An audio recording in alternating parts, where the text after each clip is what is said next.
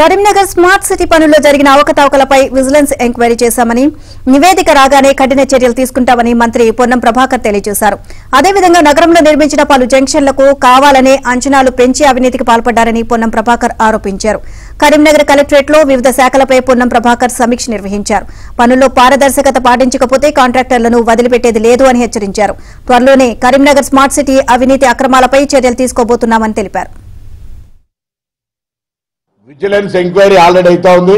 వాటి నివేదిక వచ్చిన తర్వాత తప్పకుండా నివేదిక ఆధారంగా తప్పు జరిగి ఉన్నట్టయితే తప్పకుండా చర్యలు ఉంటాయి. ఇది నేను కానీ ఎవరు ఇనిషియేట్ చేయాల్సిన అవసరం లేదు. అదే గవర్నమెంట్ ప్రొసీజర్. కేబుల్ బ్రిడ్జికి సంబంధించి ఇలా చర్చ చేయలేదు. దాని తర్వాత అందరికీ తెలుసు, మీ అందరు మేము కొత్తగా చెప్పేది పిల్లి కళ్ళు మూసుకొని పాలు తాగితే ఎవరు చూస్తలేరు అనుకుంటే ఎట్లుందో, కేబుల్ బ్రిడ్జ్ ఎందుకు వచ్చిందో, ఆసియా ఖండంలో అతిపెద్ద బ్రిడ్జ్ మన అందాన్ని మన గౌరవాన్ని ఎంత పెంచిందో, ఎంతమంది ప్రయాణికులు ప్రయాణం చేస్తూ ఉన్నారో, రోడ్డు నాణ్యత ఏందో నా నోటితో ఇప్పిస్తావు బాయ్ సార్. నువ్వు అనేక స్టోరీలు ఫైల్ చేసినావు.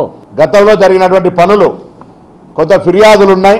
నేచురల్గా నేనేం ఇంజనీర్ కాదు, వాళ్ళకు కూడా ప్రత్యేకించి తెలియదు. కానీ నేను వాళ్ళని కోరినాను, జిల్లా అధికార యంత్రాంగాన్ని ఓవర్లాపింగ్ అంటే ఒకటే పనికి ఇంతకుముందు నేను చెప్పినట్టుగా ఆంజనేయులు గారి ఇంటి నుంచి కొండా లక్ష్మణ్ గారి దాకా పనికి స్మార్ట్ సిటీలో తీసుకొని మళ్ళీ కొండా లక్ష్మణ్ గారి ఇంటి కానీ ఆంజనేయుల ఇంటికి మున్సిపల్ సీఎం అసెన్స్ కింద తీసుకున్నటువంటి ఆరోపణలే దాని ఎంక్వైరీ జరగాలి. నేను డిసైడ్ చేయలేను. నాకున్న సమాచారాన్ని విచారణ కొరకు తీసుకోమని చెప్పినాం. దానికి సంబంధించి విచారణ ఇస్తాం.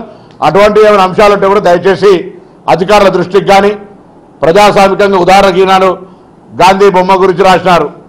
అక్కడ 9 రూపాయలుంటే దానికి 90,000 రాసుకొని తీసుకున్నటువంటి పరిస్థితులలో